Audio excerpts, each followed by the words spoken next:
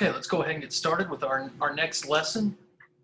This is the basic logic and critical thinking section of the course. As I mentioned before, logic kind of is central to doing philosophy in every area of philosophy.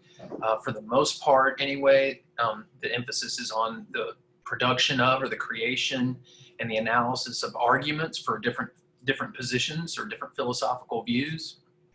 And so it's just something that's very fundamental to the discipline as a whole. And it's also a useful practical skill to have. So in this section, we're going to cover some very basic principles of reasoning. If you were taking a more advanced logic class, some of the stuff you would be going into it in much more detail than we're going to go into. In this lesson, I'm mainly concerned to teach you some of the basic vocabulary and different types of reasoning, some of the basic types of arguments, the vocabulary that goes along with evaluating those arguments and talking about arguments, at least in philosophy, and then to learn some basic errors of reasoning to avoid, and that are central to evaluating the difference between good and bad arguments. So picking up on that idea, let's get started here. So as we mentioned last time, we've got this technical or textbook definition of philosophy that's our working definition for the course. There's probably no completely satisfactory way of defining philosophy, but here's a pretty good attempt at doing so that moves us beyond just kind of the love of wisdom or big question type of definition. So again, we've got this definition, this working definition of attempting to discern and remove contradictions among non-empirical reasoned beliefs that have universal importance with the resulting benefit of achieving a greater understanding of the world and our place within it. That's from a textbook called Classic Questions in Contemporary Film, which is an introduction to philosophy that I often use for this course, but that we're not using this semester. And so, again, we've talked about in the previous lecture and what is philosophy lecture, we talked about this idea of a contradiction. And how are we going to attempt to remove contradictions? That involves constructing and analyzing arguments. And so that's where logic comes in. So logic is just one of the basic subfields of academic philosophy that's concerned with correct reasoning or the study of good and bad forms of reasoning. And the kind of key thing to pick up on there is that by good and bad, I don't simply mean effective for producing belief in people or in oneself. So there might be lots of different ways that are non-rational or even irrational that are effective for producing belief in people or in oneself. What we're concerned with is good and bad forms of reasoning in terms of tracking truth, not just simply getting people to believe something. So for example, we might use all sorts of emotionally manipulative tactics to produce belief in people, but they might not be logical ways of producing beliefs. And so what we're worried about in philosophy is the logical production of beliefs or justification of beliefs rather than just emotionally persuading people. And we'll come back to that idea with the informal fallacies, the errors in reasoning that we look at the end of this section and that you read about in the ARP article or in the Classic Questions if you had a reading assignment that came from that textbook. So remember this idea of a contradiction. Sometimes in logic we use variables like P, Q, R, and S, lowercase letters, to stand in for parts of propositions or statements. And so we could represent a contradiction as a P, so an affirmative statement, and then the negation, not P, of that same statement. So I have that illustrated here with two different theses. The first thesis is the relativist thesis, the idea that there are, or excuse me, it's the non-relativist thesis, or the view that says that there are at least some universal truths. And there are many different arguments that might be given for any particular philosophical position or any position, philosophical or scientific. There might be many lines of evidence or reasoning that support the same conclusion. And so I have listed two different arguments for the idea that there are some objective truths. I need to correct one of those there. these are actually set up incorrectly. So let me pause here and actually fix that, and then I'll come back here and we'll have a little editing jump because I've reversed some stuff here. So I'm going to take that out and put it over here and put this one over here. I remember what I did when I was setting this up here. All right, so let me share this again. After it's fixed.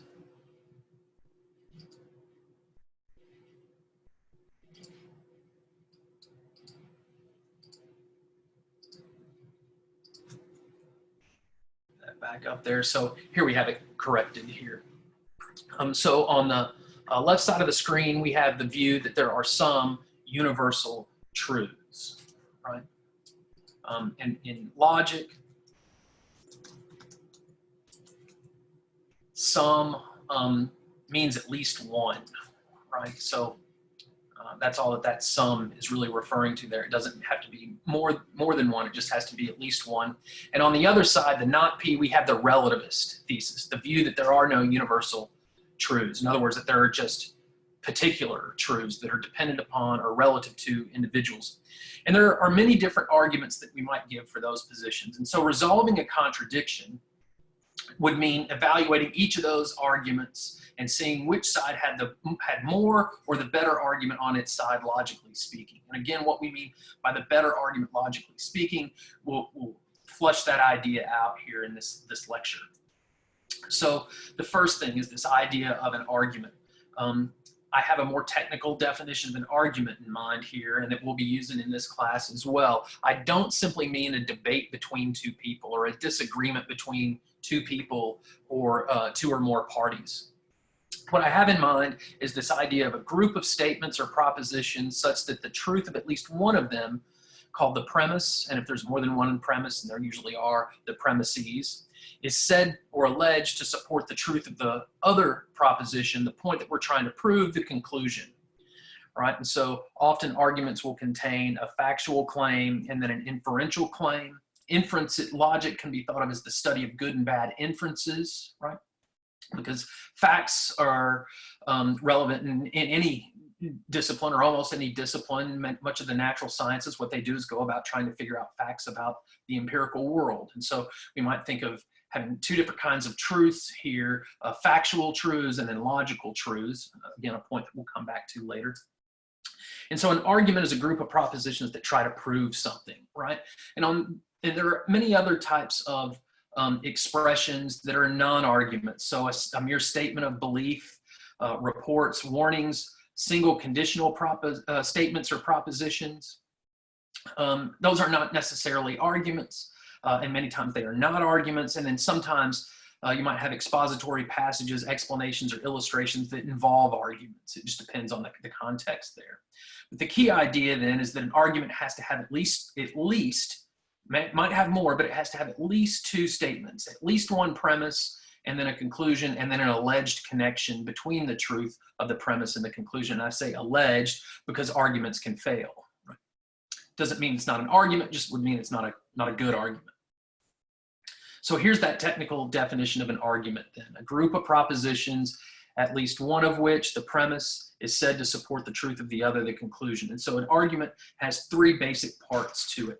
At least one premise, that's the statement or statements that express the reasons or the evidence that's being offered up in support of the conclusion. That's the other premise. And then the alleged connection between the truth of the premise or premises and the truth of the conclusion. That's the inference. That's the logical part of the argument. Right?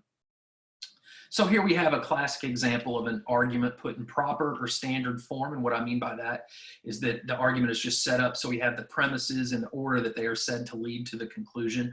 And so they're numbered off to the side here. The first two are premise lines, and then the last line is the conclusion, line 3. And so we have all men are mortal. Socrates is a man, therefore Socrates is mortal, right? So in this case, we have a syllogistic argument with a universal premise up top, a particular one, and then a particular conclusion at the bottom. There are two different main types then of reasoning or argumentation. We've got deductive reasoning and then non-deductive or inductive reasoning.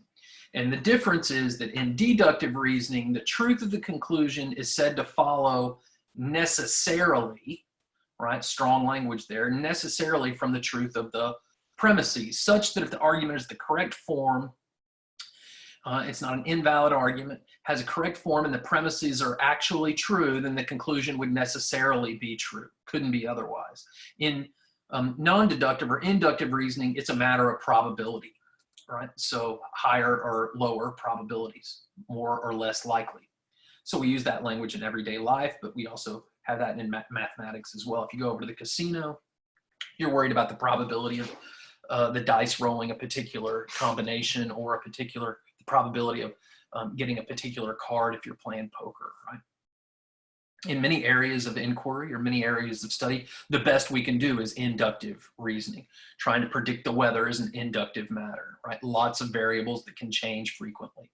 It's an inductive matter. And then sometimes we have deductive reasoning, right? So let's look at deductive reasoning first. And what we're going to do here is I'm just going to kind of quickly here rehearse or go over some of the basic valid deductive forms of reasoning, mainly so that you'll see, so that you won't be surprised and will have an idea of what we do later on in the semester. I'm kind of giving an abbreviated version of the lecture here today. So I'm just going to use some of the basic forms. I'm not even going to go over all the forms that I've included here in the presentation because I'm not going to use all of them this semester. We're going to keep it pretty simple because we're in the intersession and it's an accelerated course. And so I'll just go over a couple of basic forms here. This is the deductive reasoning is, in probabilistic reasoning as well. This is the more mathematical aspect of doing philosophy. So if you're really going to get serious about working out arguments for the existence of God or the probability of God, you have to deal with the mathematics of probability. We're going to do it in a much more fuzzy and a less rigorous way, in a more introductory way. And so here's some basic forms of valid deductive argument reasons. I'll come back to this notion of validity in a minute, but these are correct forms, meaning that if the premises in them are true, then the conclusion is necessarily true. And we've got 5 basic forms. If you were in a logic class, they would call these some of the basic rules of inference. Again, inference, the logical relationship between propositions, or the alleged relationship between the truth of propositions. So first we have mode of affirmation, or modus ponens. We got modus tollens, mode of negation, disjunctive syllogism, big constructive dilemma, and hypothetical syllogism. I'm not going to go over each one of these. I'll try to keep it a little bit more simple here for us. So the first one, let's just look at modus ponens, very common argument form. And it has this structure. If P, then Q, that's the first premise, the conditional premise, in which there's the antecedent, the first part of the if part of that proposition or statement, and then the consequent, the then, right, which is Q in this case. Again, I'm just using P, Q, R, and S for placeholders for propositions. So here's the argument in full sentence, right, with some content. If Martin Luther King was assassinated, then he is dead. Martin Luther King was assassinated, therefore Martin Luther King is dead. That argument has this: if P, then Q is the first premise. P, the affirmation of the antecedent. That's why it's called mode of affirmation, modus ponens. Thus Q is the conclusion then.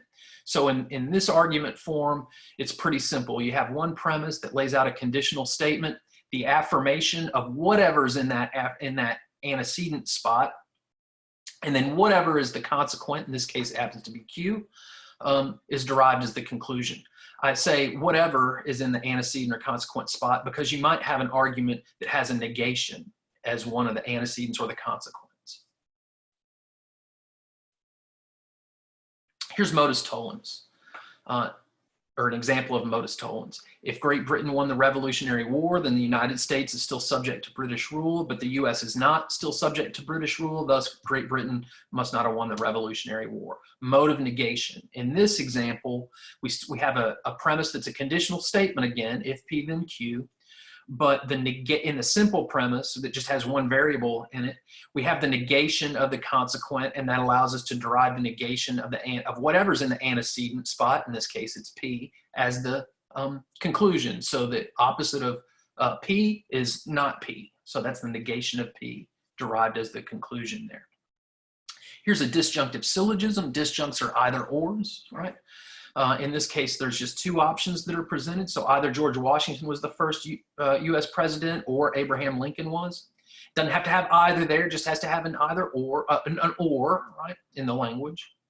Even if someone were to say either or just use a sentence with or, you would know that they're splitting things up most of the time. There's an ambiguity in English there to worry about, with where or sometimes means but or and. Then we have the negation in the simple premise of one of those options, and that allows us to derive the disjunct that was not negated as the conclusion. So it has an either P or Q is the first premise. We have the negation, not P, of one of those two disjuncts. In this case, we have disjuncts, not consequent and antecedents, because it's not a conditional statement, but a disjunctive statement. And again, that allows us to derive the consequent, or excuse me, the disjunct that was not negated as the conclusion.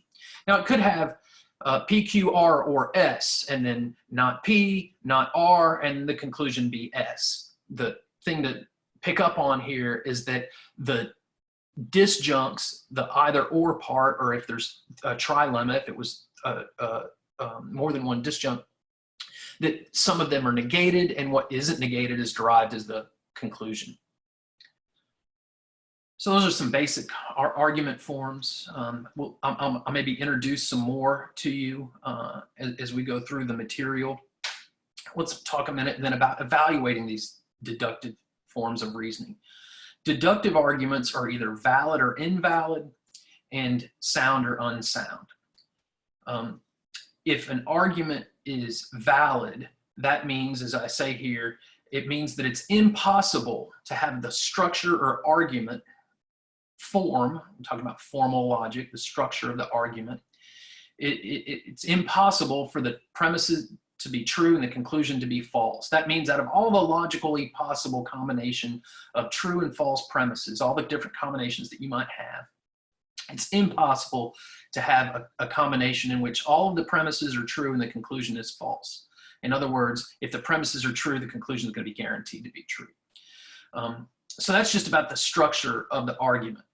When we talk about soundness, we're worried about whether or not the premises are actually true or if they're false. So you could have a valid argument that is unsound, meaning that the structure is correct, but it's just that it has a false premise in there, so a false premise can't guarantee the truth of the conclusion.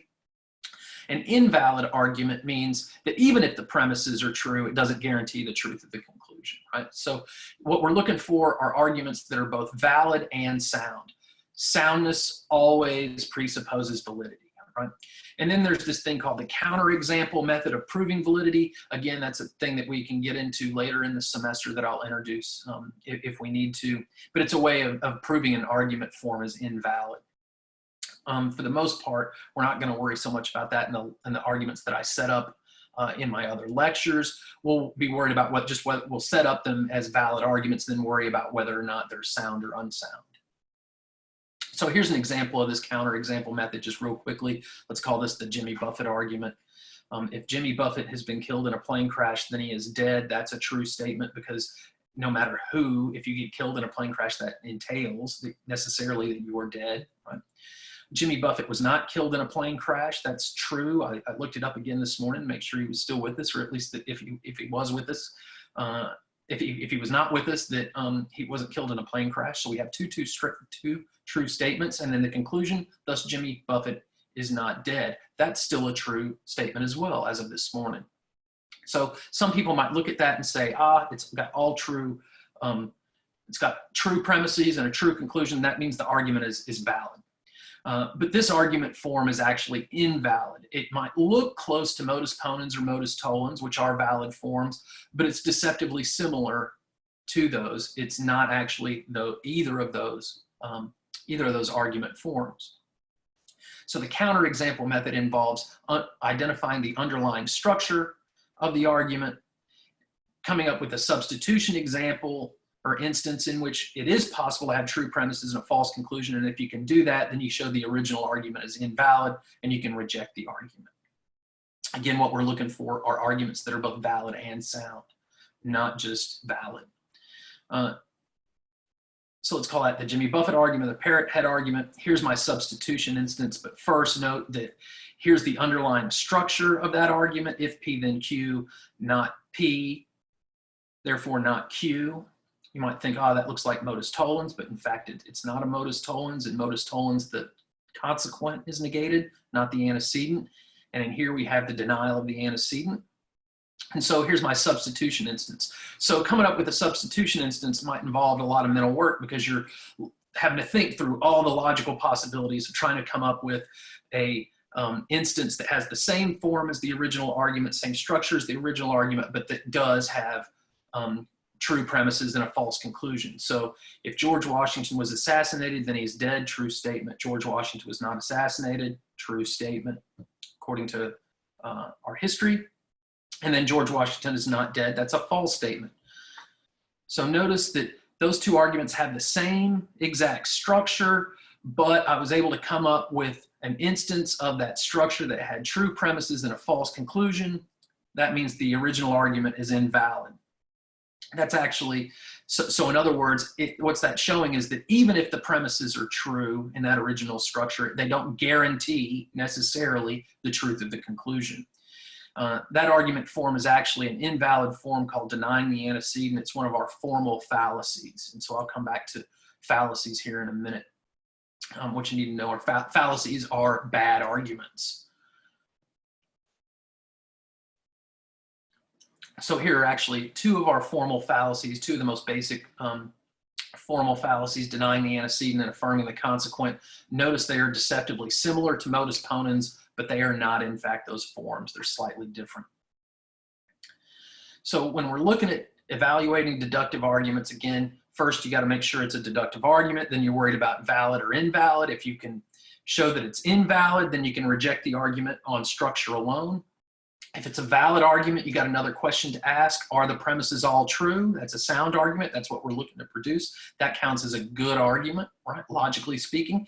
If the argument is valid but unsound, again, that means there's at least one false premise, and an argument, even if it's a valid argument, in order to prove the truth of the conclusion, all the premises have to be true as well. That probably makes pretty much common sense, right? A false claim can't support a true conclusion. Some other claim that's true might support that conclusion, but a false claim can't support a true conclusion. All right, so that's some basic, very basic deductive reasoning, deductive logic. Now let's look at some inductive reasoning. And again, you might pause here in the lecture to go back and review what we just covered, right? Before moving on here to the inductive section. In this section, we're going to be worried about arguments that just try to establish their conclusion with some degree, a higher degree of probability. And so an inductive argument here is one in which the truth of the conclusion allegedly follows with a high degree of probability or likeliness from the truth of the premises.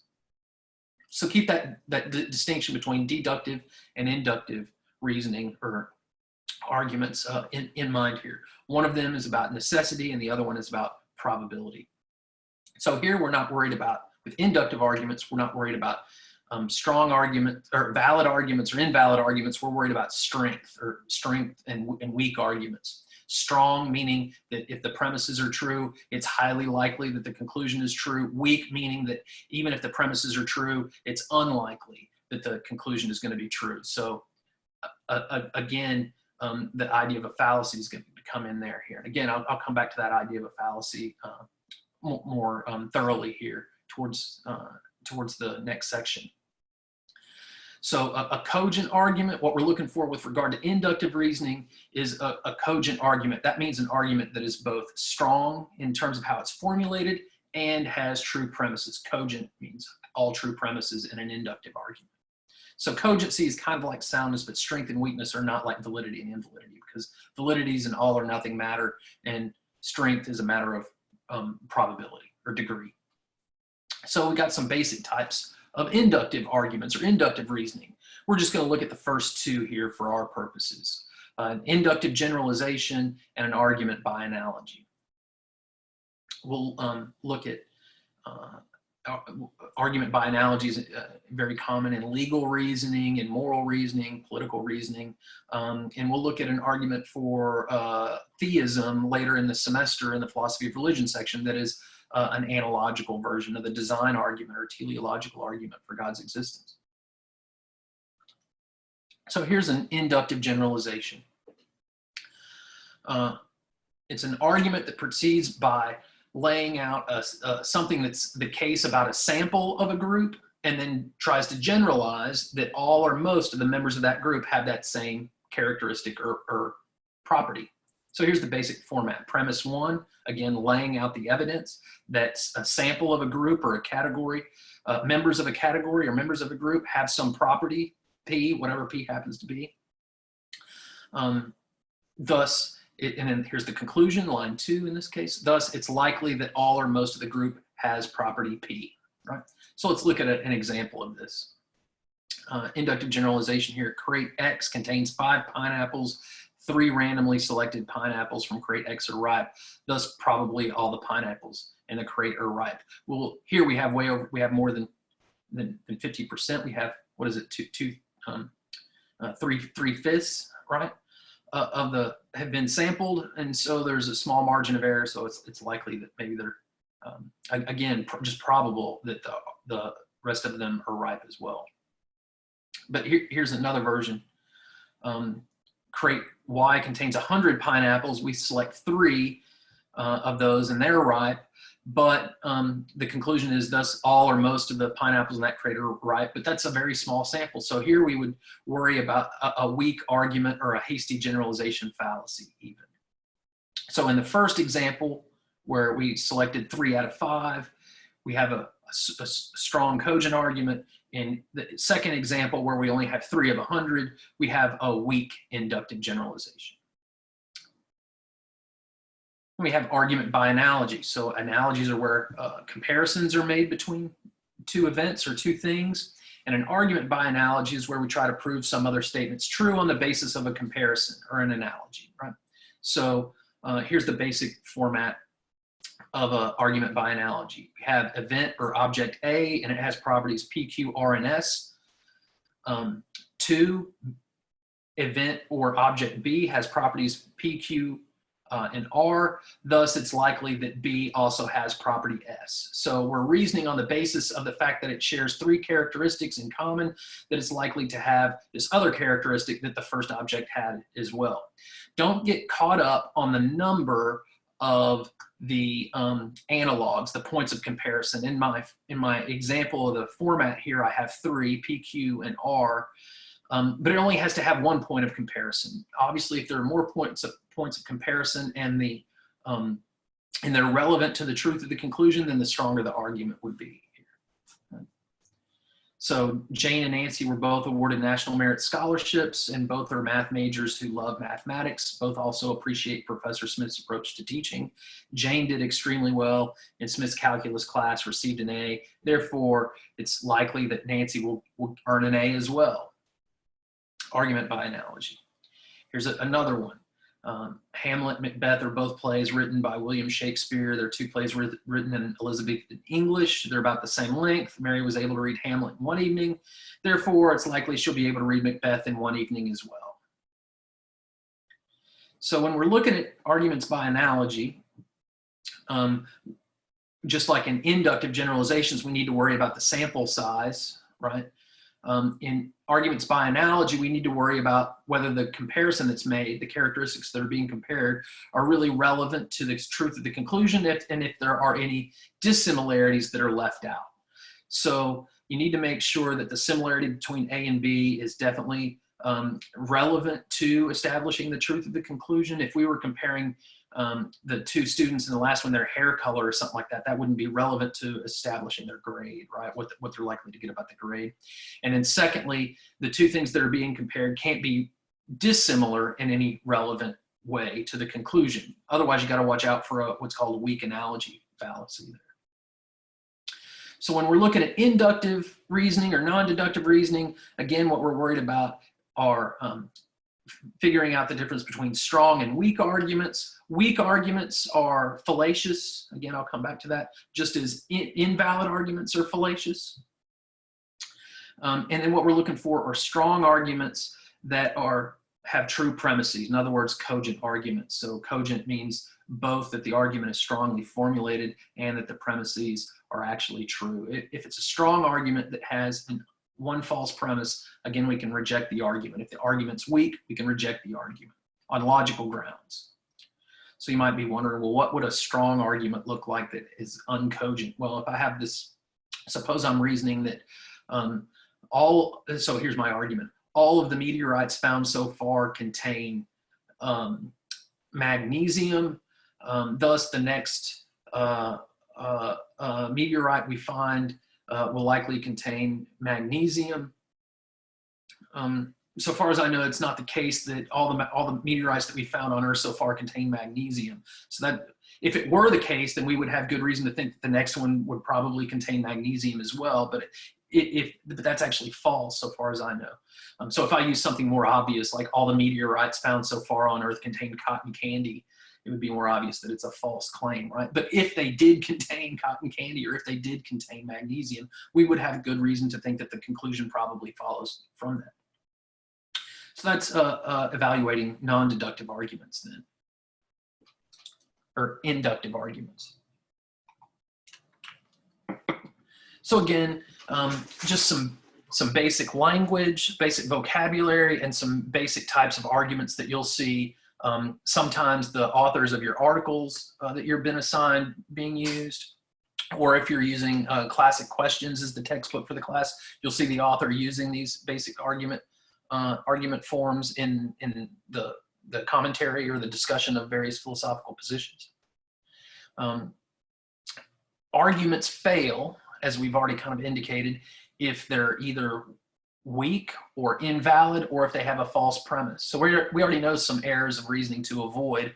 Another type of error in reasoning to avoid is a fallacy. In fact, we've already looked at two formal fallacies very briefly. Now we'll look at informal fallacies. So a formal fallacy, that only occurs in deductive reasoning, where we're worried about the structure, the form of the argument. So they got to have correct form, a valid form.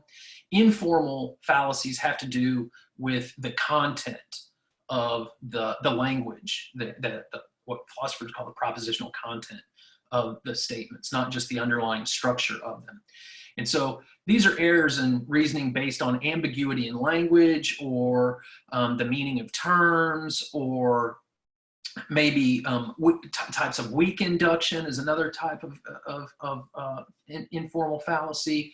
There's these things called fallacies of relevance, where the language that's used or the reasons that are given are not, the content of them is not relevant to the conclusion, right, or the truth of the conclusion. And so here we got to worry about looking at the language, the actual content of the arguments, rather than just the structure of them, like we were doing with the two formal fallacies that we briefly mentioned in the deductive reasoning section. So again, we have this definition of an argument, group of propositions, at least one of which is said to support the truth of the conclusion. A fallacy then is an error in reasoning, but since there are different types of error in reasoning, we need to specify what a fallacy is. It's an error in reasoning such that even if the premises are true, they don't logically imply the truth of the conclusion. That's really what a fallacy is. So it doesn't really mean just a false statement. It means an argument such that even if the premises are true, they don't logically imply the truth of the conclusion. So I say here that our arguments can fail in three basic ways, right? There are more ways, but these are the three basic ways. One, they might have a factual error, an argument that contains a premise that is disproven by science or empirical verification. So if I have the argument, if the moon is made of blue cheese, then I can consume the moon, I can eat the moon. The moon is made of blue cheese, therefore I can eat the moon. Very simple modus ponens argument, in fact, so it has a valid form. But that's an argument in which the second premise, the moon is made of blue cheese, is false. And we know that because we've sent people to the moon. It's made of rock, not blue cheese. Factual error is something that we know on the basis of observation of the world or the use of this, a result of the scientific method that's been confirmed. Another way in which arguments can fail is they might contain a logical contradiction, which is called a self-defeating or self-refuting or self-contradictory argument. We'll talk about that idea, which is going to be very important for us in this class in the second lecture on critical thinking that's on the article from Johnson, and covers that material. So that we'll look at that a little bit later. What we're going to look at in the last part of this presentation or lecture is the notion of a fallacy. So this is another kind of logical error. A logical contradiction is obviously a logical error as well, but a fallacy is a logical error, and you need to match that idea of a fallacy up with both the idea of deductive invalidity and an inductively weak argument. Right? So an invalid argument is formally fallacious. An inductively weak argument is also inductively weak. It means even if the premises are true, it's likely that the conclusion could still be false. Right? And deductive, even if the premises are true, the conclusion could still be false. That's our notion of invalid argument.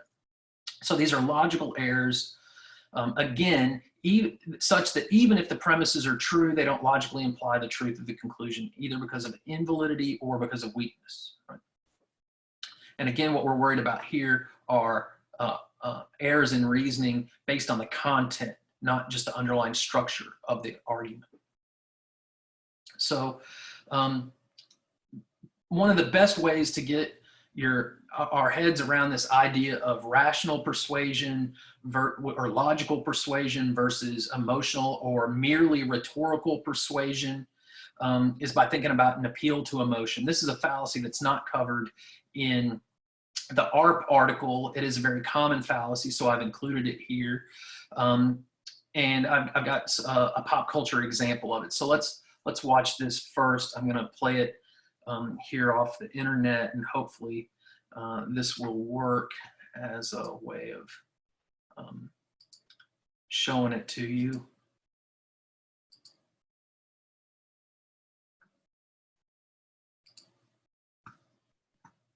The example here comes from a clip of the Daily Show back when Jon Stewart was the host of it. So of appeal to emotion here.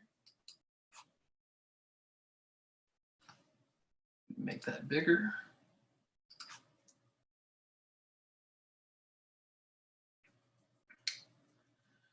I did that the wrong way there. There we go. So appeal to emotion. This is one of our informal fallacies. And again, this one in particular helps us get across this idea or this distinction between rhetorical or merely rhetorical persuasion through non-rational means, versus rational persuasion or logical persuasion. So the appeal to emotion fallacy occurs when an arguer attempts to support a conclusion by appealing to or manipulating the audience's emotions rather than by presenting impartial reasons and evidence to support a conclusion. Common versions of this include the appeal to pity, appeal to fear, and there are a couple other versions as well. We saw the fear version in the example from the Daily Show there, appeal to maybe personal vanity there as well. Fear of losing your relationship, your romantic relationship or significant other, right? And so in logic and in philosophy, what we're worried about is we're worried about reasons that are impartial, right? Or logical, person neutral, impartial or objective reasons, even if they're not empirical reasons. That are publicly accessible, right, and can be publicly evaluated, right? In other words, they don't just depend on what's on the inside of my head or how I feel about something. That would be stuff that's subjective, person-specific or people-specific, right? Even if it was a collection of people that had a particular feeling, that wouldn't make their conclusion true, right? So the appeal to emotion can occur in different ways. Here's one of the main ways that it occurs is this appeal to pity, right? There's a Latin name for it, but we're not going to worry about the Latin name. It's our argument ad miscordium. Many of these have Latin names because they were codified way back when, or identified and cataloged by scholars that used Latin. So here's an example then of a fallacious appeal to pity argument.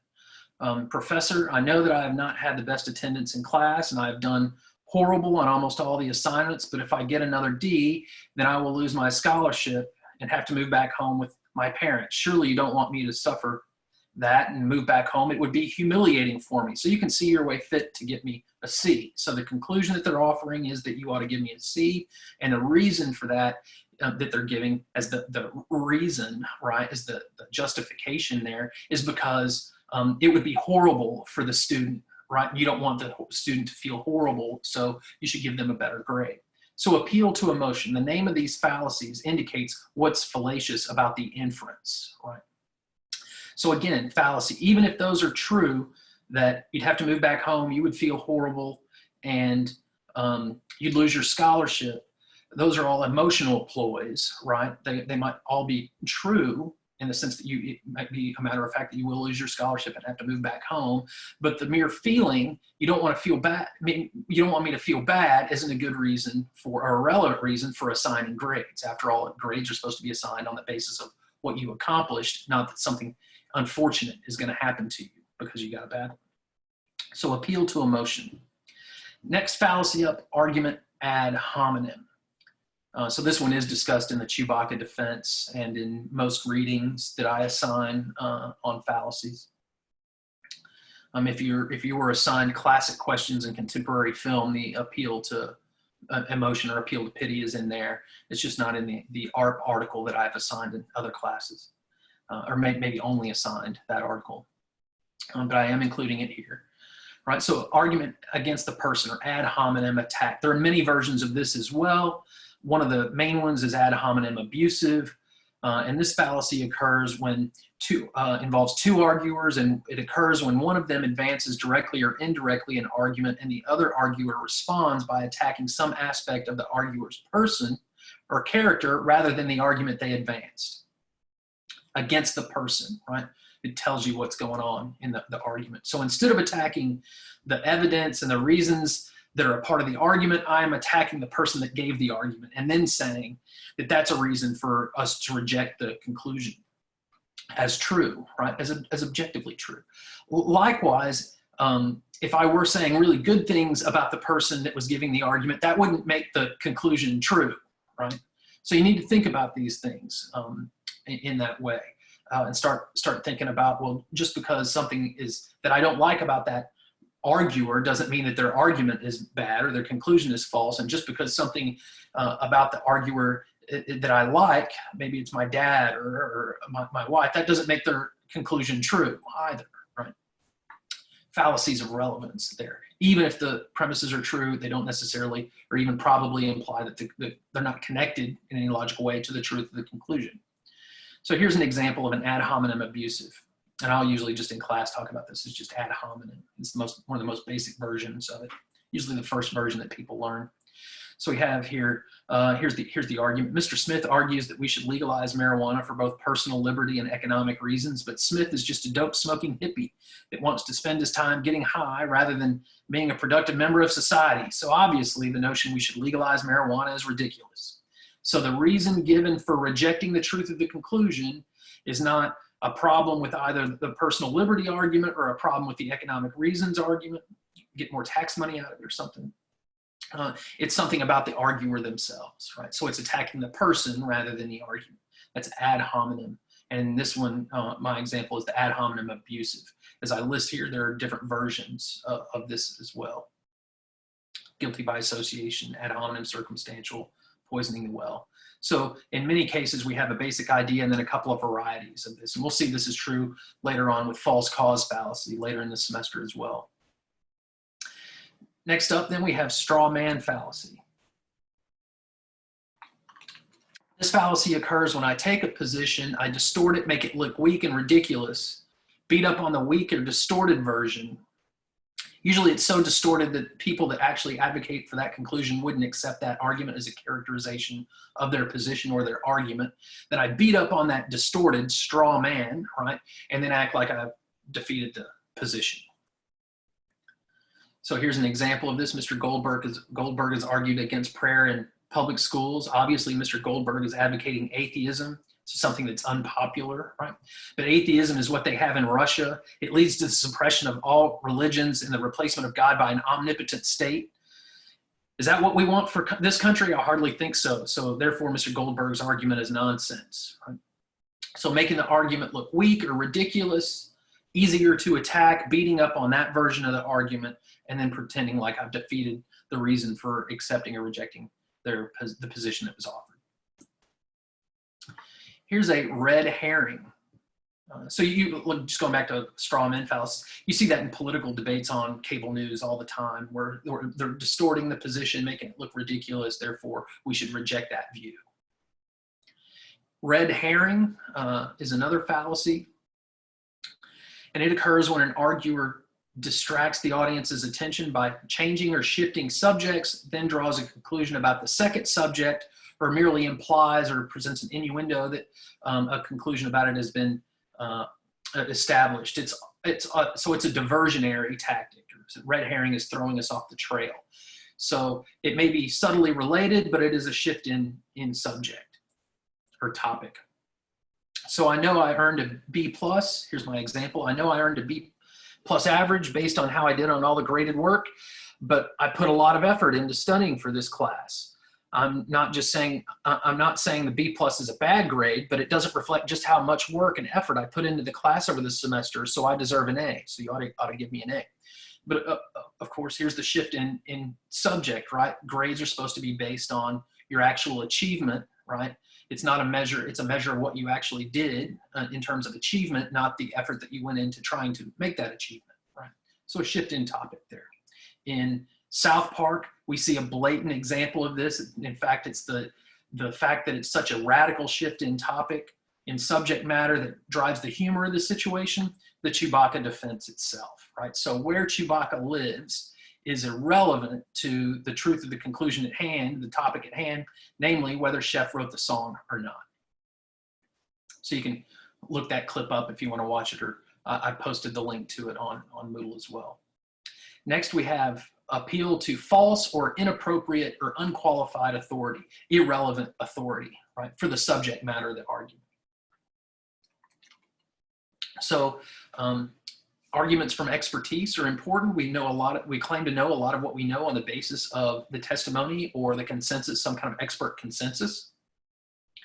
But they need to be an expert in the relevant area for the argument. So an appeal to false or unqualified authority occurs when or a fallacious appeal to authority occurs when the arguer appeals to or cites an authority figure's claims as justification for the truth of some conclusion, but they're an authority figure. They may be an authority figure, but not in the relevant or right way. So here's my example, and this will drive home the point of what I mean by the right kind of expert for the subject matter. So the preacher at my church says evolution is junk science. He's a very smart man with a PhD in theology, so evolution must really be pseudoscience. Well, his expertise is in theology, not in biology, right?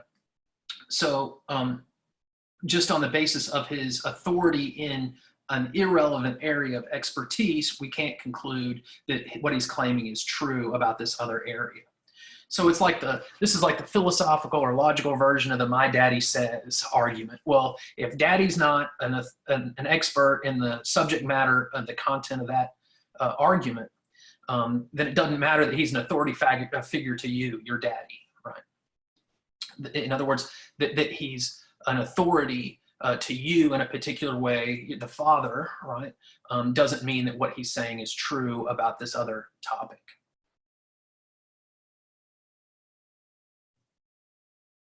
So, well, you get the idea, right? If we're worried about, to use a contemporary example, if we're worried about whether or not coronavirus is transmittable in certain ways, we need to appeal to the authority of epidemiologists and doctors, right? Medical scientists that study that sort of thing.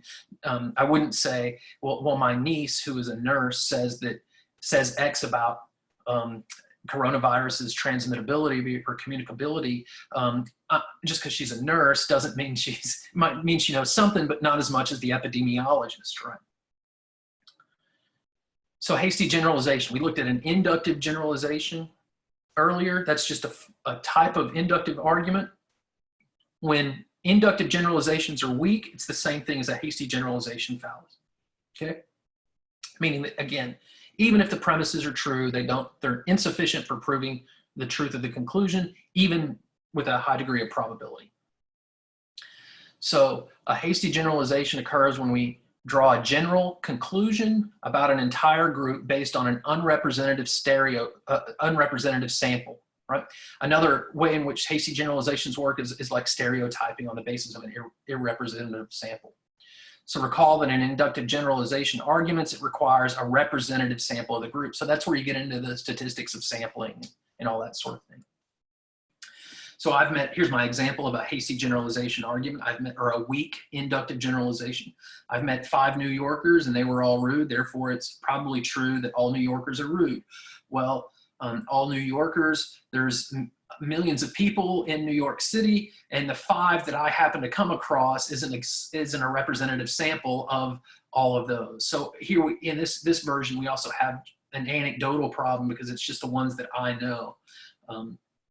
So it's not a representative sample of, statistically speaking, of all of the numbers of people. It's an insufficient sample. Next, we have slippery slope. So this fallacy occurs when an arguer claims that X will cause Y, where there's a long causal chain of intermediary events that's said to lead down the hill, down the slope, to some bad outcome, right?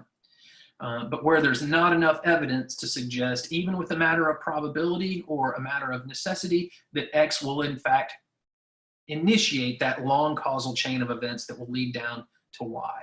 So many versions of this fallacy occur when it's argued that we shouldn't take some initial, presumably innocuous or innocent step because doing so will lead all the way down to disaster. Since it will lead to disaster, we can't take that initial step. So here's my example of a slippery slope fallacy argument. Immediate steps should be taken to outlaw birth control. If people have continued access to birth control, it will surely lead to an increase in promiscuity, which in turn will cause an increase in divorces, right? Because people don't like it when you're unfaithful to them. The increase in divorces will ultimately erode the moral fabric of our culture and cause the collapse of society, right? So birth control, collapse of society, where there's a long causal chain of events where taking that initial step, having access to birth control, where there's not enough evidence to suggest that that will lead to increases in promiscuity and then increases in divorce and then the erosion of our moral fabric and then the collapse of society. So, it's like the argument that says if you if you try one drug, then the next thing you know, you're going to be selling yourself for heroin money or something like that, right?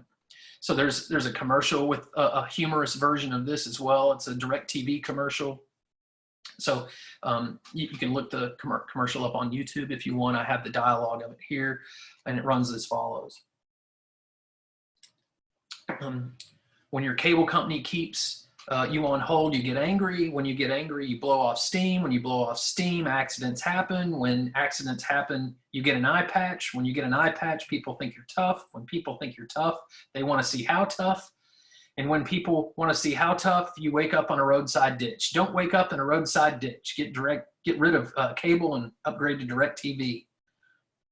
So here I have a reconstructed version of that. Is a big hypothetical, what's called a hypothetical syllogism argument that consists of a long chain of if-then statements.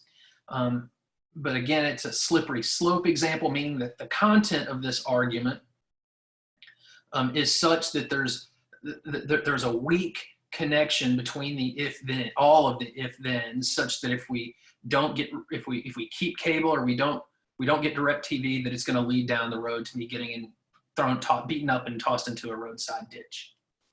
So that's an example of what's called a fallacy of weak induction. There's another scene from The Daily Show you can look up where Stewart accuses his guest, in this case Bill Bennett, of making a slippery slope argument. He uses that language explicitly.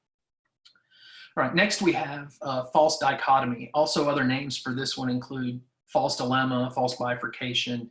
Many times it's just called the either or fallacy. Right? And it's committed when an arguer or an argument presents two alternatives as if they exhaust all the logical possibilities, when in fact there's a third at least a third option that, or another option rather, I should say, that is left out. So sometimes we get, I just did it there. I got tripped up on the idea that it's two options. Well, it could be three options, but if a fourth that are presented as if they exhaust all the logical possibilities, but if it really just obscured or left out a fourth possibility, we'd still have a false dichotomy there.